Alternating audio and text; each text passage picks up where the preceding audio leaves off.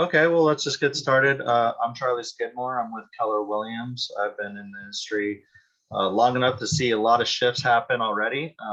Like over the last year, we've seen a lot of growth in the market, and it's been challenging in a lot of ways just to get into the process of getting into a home. And then now the market has shifted, so it's looking a little bit different. And that's kind of what I wanted to talk about today. Also, I wanted to talk about the steps of home buying, start to finish, kind of clarify some of those things. But also, I want to introduce Karen Hibner, with Homestead Title and Escrow. She's going to be talking about the title end of things and what it looks like to get to the closing table. And then also Monica Zust. She's here with, sorry, with Lending Hand Mortgage. I'm sorry. I just went into a brain stump there. But and Monica's going to talk about the don'ts of the mortgage process, and she could tell you a little bit more about that. So, one person reached out to me and they were asking me why is now a good time to buy?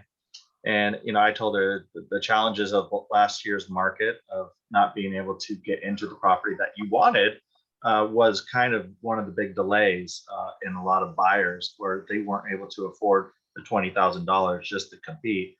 But also there wasn't a lot of inventory on the market. So now we're looking at a different market where the market is saying, hey, we have enough inventory for you to choose the house you're looking for. Not only that, we're also giving you products that you can negotiate on. So if you go into an inspection and you look at the house and say, hey, there's some things that I have issues with, the seller will likely want to negotiate with you to get those things resolved and then therefore get you to the closing table more likely and a little bit more smoothly. So let's just get right into that, the steps of buying a house. So first step is getting with a lender or a real estate agent. Me as a real estate agent, I am kind of right there with the lender. It kind of goes both ways. You could get with a lender such as Monica, and she could tell you where you are financially. Some people know exactly where they are. Some people just don't have that understanding quite yet. So Monica is able to kind of sit down with you and tell you what loans would work best for you. Also, the process of getting with a real estate agent. So as a realtor, I focus on getting you what you're looking for. So that would really be the first step is where do you want to be? How much house are you looking to have? Are you looking for a larger house? Are you looking to even downsize if you already own your house? So when you go to sell and you want to downsize, we could talk about some of those features, square footage, location, rooms. Like my wife really wanted one of those gas grills. She wanted an oven that was gas, and that was we had to have gas in our house. So with that standard, it kind of narrowed our possibilities.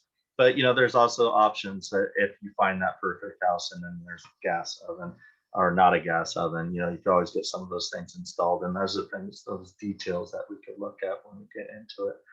So finding out what house you're looking for, where you want to be, and then steps that get into that.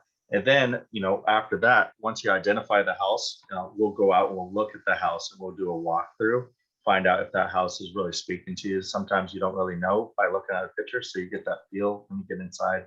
And, if that's the house you're looking for, we'll start talking about offers. So what the asking price and what the market price aren't always the same thing. So the first thing I'm going to want to do is going to run some comps and make sure that the house is listed accurately. So when we make our offer, the offer lines up to the value that you feel the house is worth, but also to a value that you think that the seller is going to want to work with you on.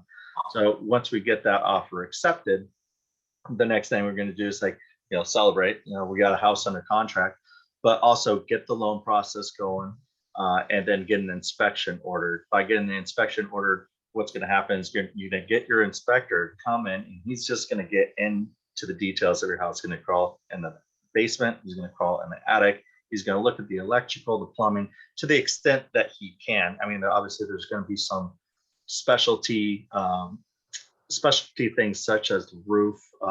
If he does find something that looks iffy with the electrical, he's going to suggest that you get an electrician to come out and kind of get that finer tooth comb once over to make sure that maybe it's not as bad, or maybe it's worse than he may perceive it to be. But also with Matt with HouseCall, who should be joining us soon, and he might have gotten delayed. But what he does is he also offers termite inspection. So he'll do a termite inspection in addition to and radon gas inspection, and then he'll even offer a pest control first month off on pest control. So he offers several aspects of the inspection period. So just to kind of keep things moving, it's like once we find out what we want to do and we see that inspection list, and we say, okay, hey, there's some things going on with this house. It would behoove me best if we maybe reel back on our offer, or maybe get some of these things fixed, because if the house has some issues that you're just not going to be able to afford when you move in, or you just don't have the time to take on when you get there, we're going to want to address those things in advance. So that's where we go into the repair and replace process. And getting into the contracts might not be the best thing for this video. I could do a whole 2 hours on that. Not that they're complex or anything like that, but it's just so much information and detail involved in that. And I'd love to be able to sit down with you, or just give me a call if you have any questions about that, but we could talk about that in detail. But the repair and the replace is a separate contract, and we just write down the things that we want to have addressed in that process. And they'll agree, or they'll say what they're willing to do. So that's just the negotiation. Once we come to an agreement, we'll move forward. That's when the appraisal gets ordered.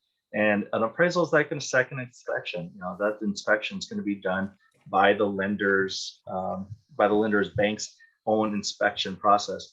And they come and they inspect the house just like the other inspector would, and make sure that the house is in order, is in good condition, because the bank doesn't want to make a loan on a house that's not going to really be up to par. So by doing that, they're going to tell you what the house is worth, and we're going to kind of assess that when it comes into the price range. But if it lines up, we'll just move forward. Moving forward in this process, all the way through, we've had running title, to make sure that you have a clean title, that clean bill of health, essentially, with the title process. You want the deed of that house to transfer without issue. And by doing so, they're going to get you to that closing table. The lender is going to once again get back to you and say, hey, we're going to move forward with this loan. We're going to need you to sign some contracts. So, you're going to go ahead and do that. You're going to sign that loan, and then you're going to get into those contracts, and then boom, closing table. Bring your ID, I'll bring the keys, and then you'll sign your life away. Until your hand falls off anyway.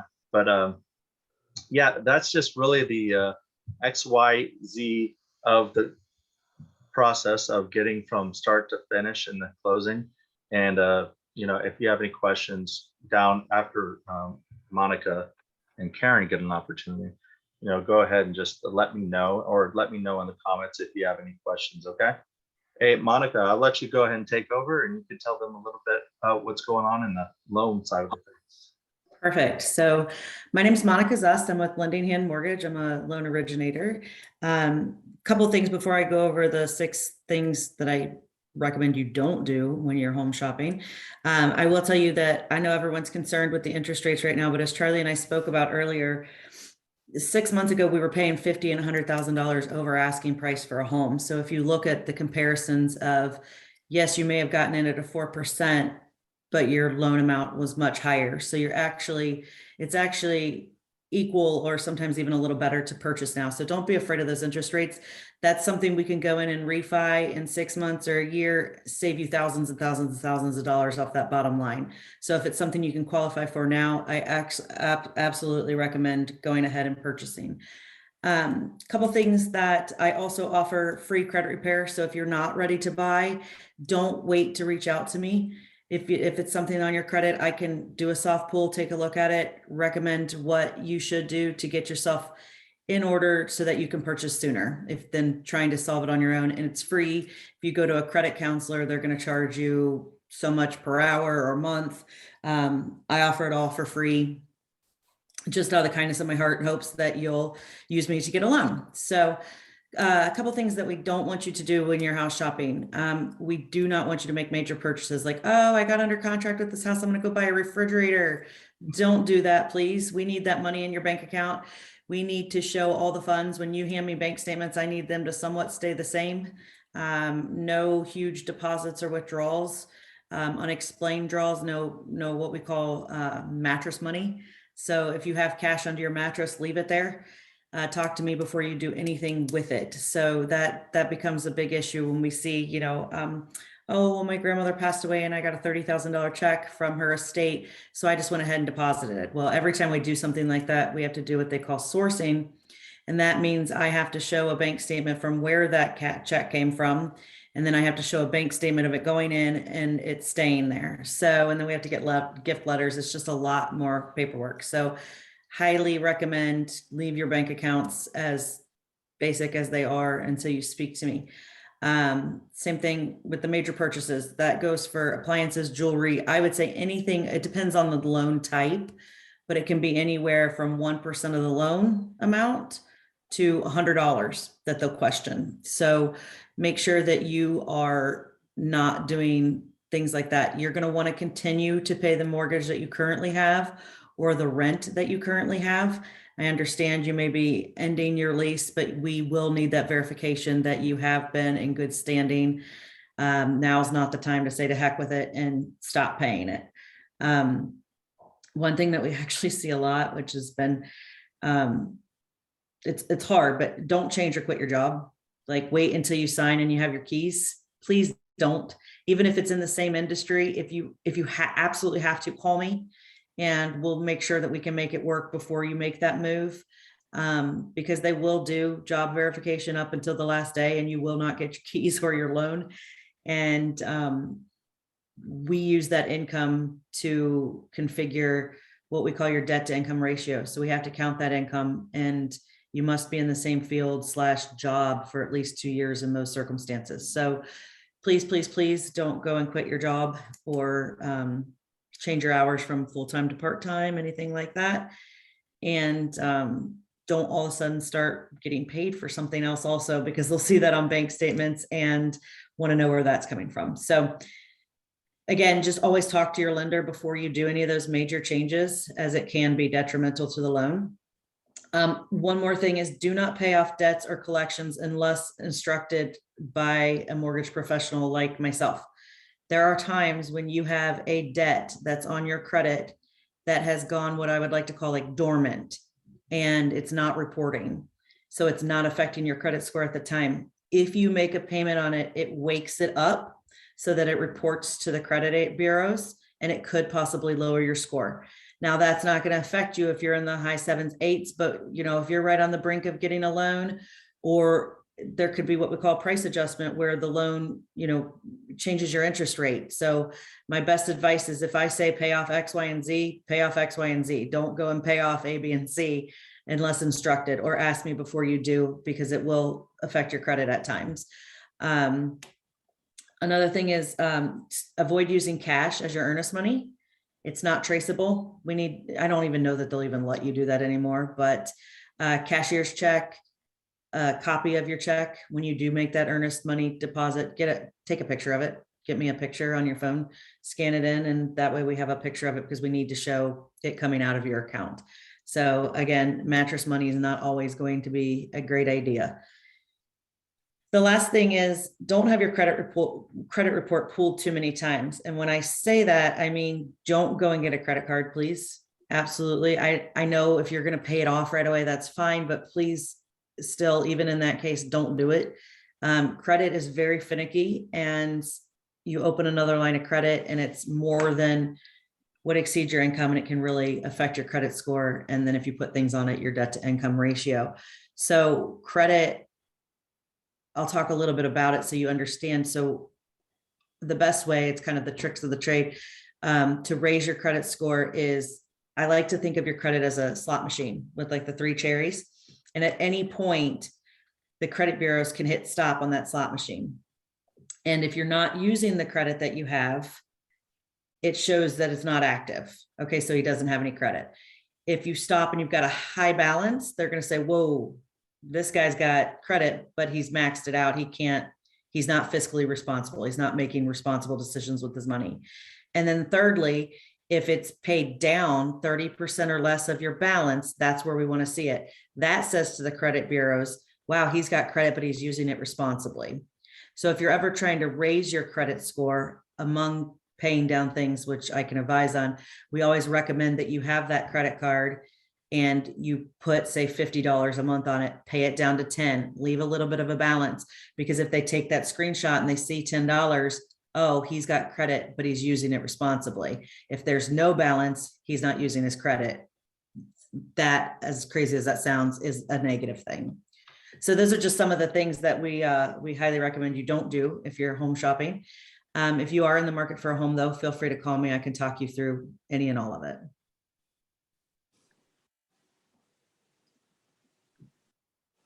You're muted. I just caught that.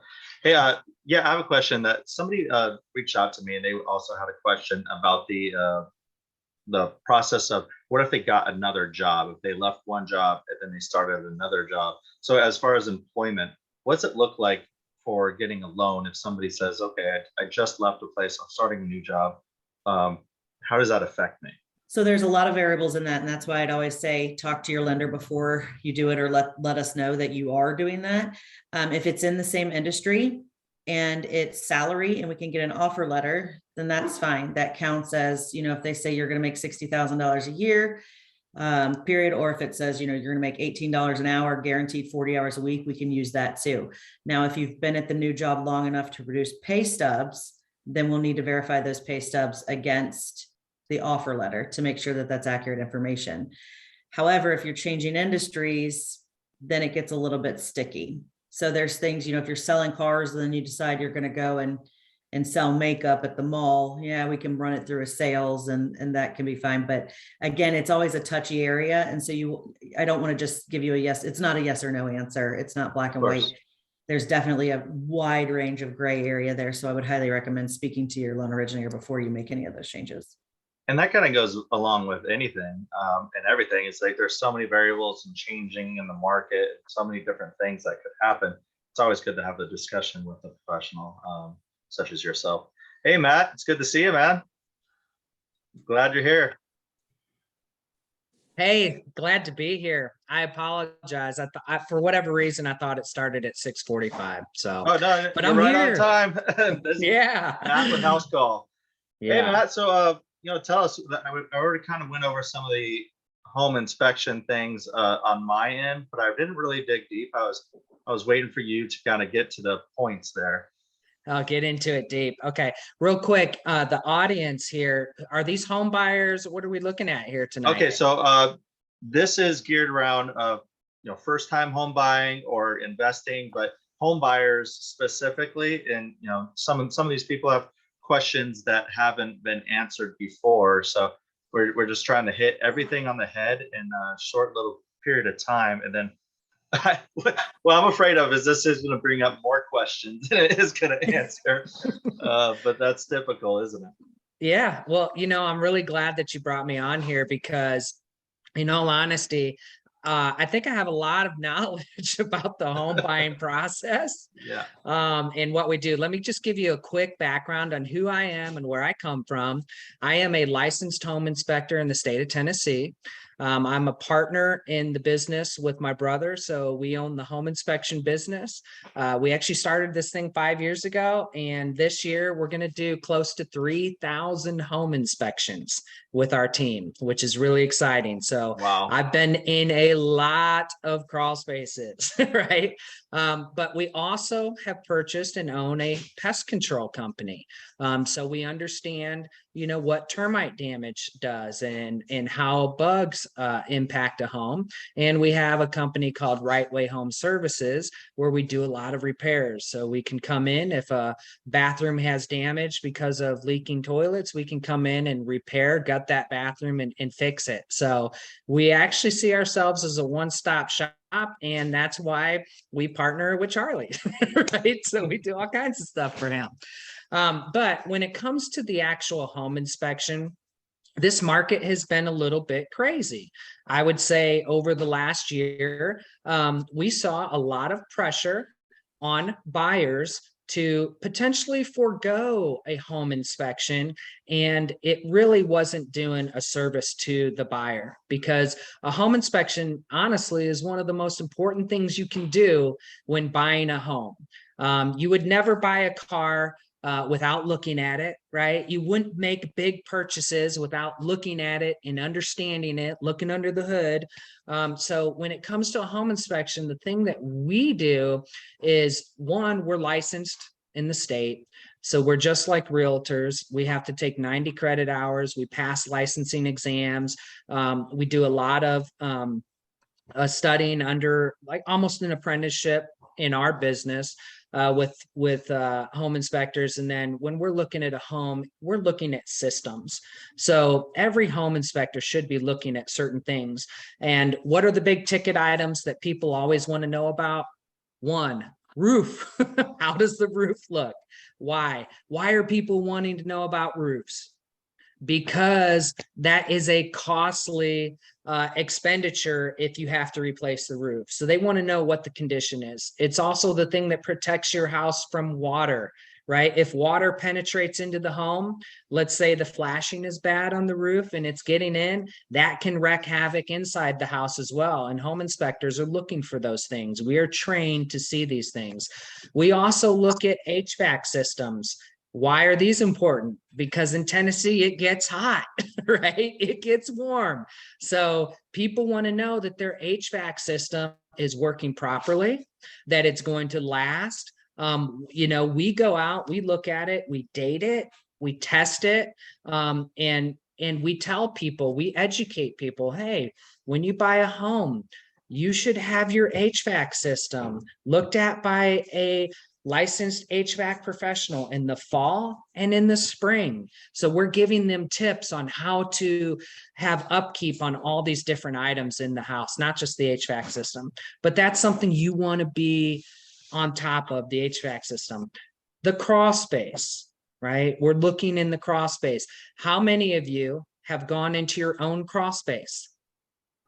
Not a lot. And when I say go in, I don't mean peek your head in the door and then pop out. I mean, get in the crawl space, crawl around, look everything over. What are things that home inspectors are looking for in a crawl space? Well, I'll tell you, we're looking for fungus. We call it potential organic growth. That could be mold. Why? Because 50% of the air that you breathe in your home comes from, oh, that's my dog. comes from your crawl space, right? And so these are things that we're looking for. We're looking for termite damage, right? Termites, you can find evidence of termites in a crawl space. They create these things called mud tubes, and termites do a lot of damage. So you're going to want to know, does this house have termite damage? If it does, I want to have it treated. I want to have the damages repaired. And when we're in the crawl space, obviously, I hate saying it, we're looking for leaks, right? What could leak? You know what can leak. Toilets leak, showers leak, right? And when these things leak, right, you don't want that in your crawl space, but you also don't want it to ruin your subfloor, your flooring, right? And so these are things that we're looking for. Other things that inspectors look for, and this is a true story. I'm going to give you a story here just to kind of bring this to life. A lot of times when realtors and buyers go into a house, usually they see a house, they like it, they're excited, they're walking through this house, they're like, I love this house. And they're not seeing all the defects. Trust me, as a home inspector, when I bought a house, same thing. I'm like, oh, I like this house. It's great. But I'm not seeing all the little defects because that's not what I'm looking for. Well, I went into a house once where the whole upstairs was an open living area for little kids. Like, we're talking 3 years old, maybe 5, right? And on the floor, instead of having wiring behind the wall, wiring was actually on the exterior of the wall on the floor. And do you know how they put the wires together? You put wires together in junction boxes. That's what electricians do, right? To keep it safe. They twisted these wires together, left them on the floor. Is that a serious hazard? Absolutely.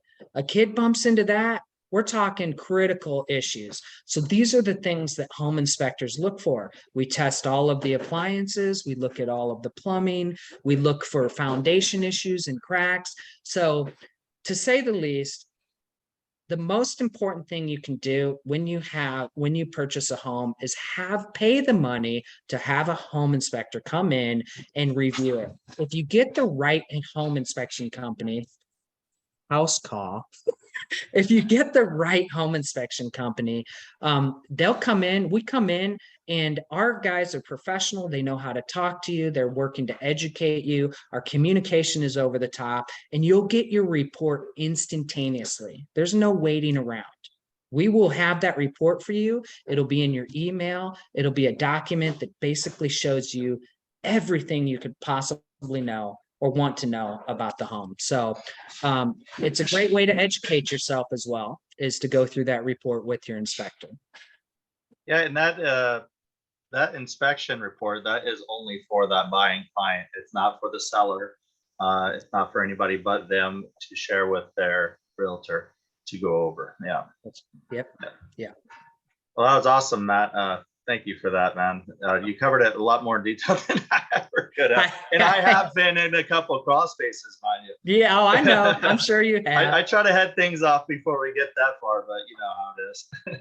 One more perk that I'll throw out there too, if you work with HouseCall, we really do try to add value in everything that we do.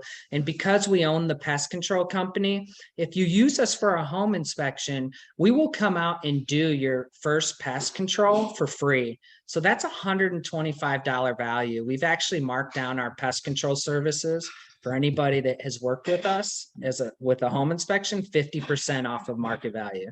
So move into your home without pest. That's so there awesome. you go. Yep. Hey, Karen. Hello. Got you hanging in the wings. That's okay.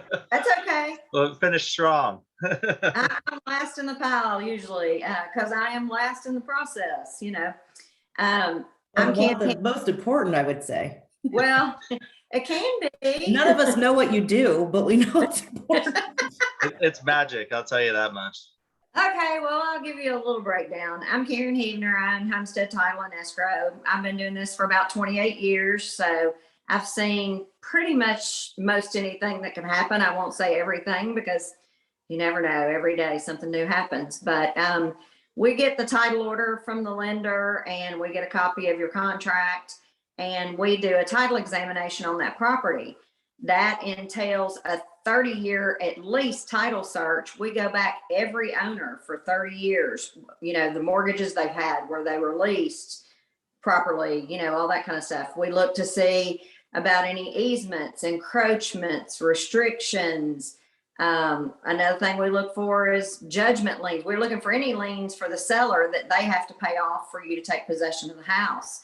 And a lot of times there's liens out there that don't get released. They don't realize they had a second mortgage at some point and they've paid it off, and suddenly, you know, there's still a lien out there. So we have to take care of going back to that lender, or if that lender is still not in business, you know, I've even had to go to the FDIC to get something released if a lender goes out of business or something. But there's always judgments, you know, if a seller has a judgment.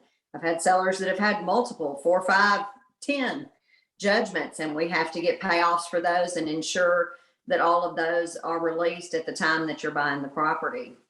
In the same sense, we also, somebody from my office will always contact the buyer and seller, but contact the buyer, get information, and we check their name out for any judgments and that kind of stuff, because that becomes relevant if something slips through and say Monica doesn't see it on a credit report. You know, we might catch that because it's reported, and it may be something that you've already paid and we just have to take care of getting a release on it.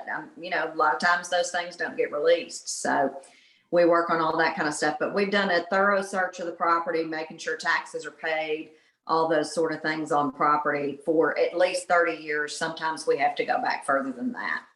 So and we have all that and can tell you what is actually there on the property as far as restrictions, if there's any gas leases, oil leases, any of that kind of stuff. We can tell you that once we've done a title examination in the county that you're buying property. And then we work closely with the lender and the real estate agent to get you to closing. Closing package, when you're ready, will come to us and we get everything prepared. We match up numbers with the lender. You know, if there's an HOA involved, we have to get all those HOA fees that you may have to pay, and the seller pays some of those, and get all those and get your numbers down to what makes sense, that this is what it's going to cost you to buy your property, what you're going to need to bring to put down. Like Monica said, don't do cash for earnest money. We do hold earnest money. Some people do not. A check, it depends on how much time you've got. If you have a really quick closing, sometimes you might need to do a wire transfer, and depending on the amount, you know, that it is, but that's something that you can hook up with your bank to wire transfer, and then that's guaranteed funds, and we can show Monica, hey, here's the wire transfer where it came into us. Closing costs, whatever your bottom line is, if you need to bring $10,000 more to closing, you know, that'll generally be a wire. It'll come directly to us, just like the lender's money is wired directly to us, because the day that we close, we have to be able to immediately, as soon as closing's done, pay off the seller's liens, whatever those are. If it's a judgment, we overnight it. If it's a bank lien, we wire transfer the money directly to their bank. You know, just to make sure that everything's clear for you. There's two types of policies that you can get. There's an owner's policy and a lender's policy. The lender is always going to require a policy because they want to be secure for their loan. You know, are there any old judgments or any liens that need to be taken care of, that kind of stuff. They want to ensure that they're secure. Most people get an owner's policy as well. It's called simultaneous issue when it's issued together, and it doesn't cost as much then for you to get both policies at the same time. With Old Republic, who is who I write my title insurance through, those policies are good as long as you own the property. Or if you own the property and you pass away and it goes to your heirs, that is still a valid policy, and you need to hang on to it, because if you decide 10 years down the road you want to sell your house, that policy is worth something. Generally, in normal times, the seller pays a lot of times for the title insurance. In the past few years, it's kind of been all crazy. You know, buyers have had to pay for everything, but generally in past times, the seller has paid for it, and it will give you a discount then. When you're selling your house, you could get a 25-30% discount if you present that back to your title company on what you're going to have to pay for a title policy for the buyer when you're getting ready to sell your house.